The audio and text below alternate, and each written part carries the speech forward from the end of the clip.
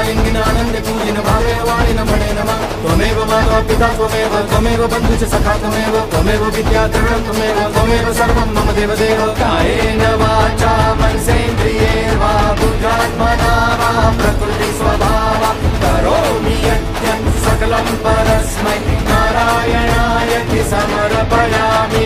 अच्युतं केशवं राम नारायणं कृष्णदामोदरं वासुदेवं हरि श्रीधरं माधवं गोपिकावल्लभं जानकीनायकं रामचन्द्रं भजे। हरे राम राम राम हरे हरे हरे कृष्ण कृष्ण कृष्ण हरे हरे हरे राम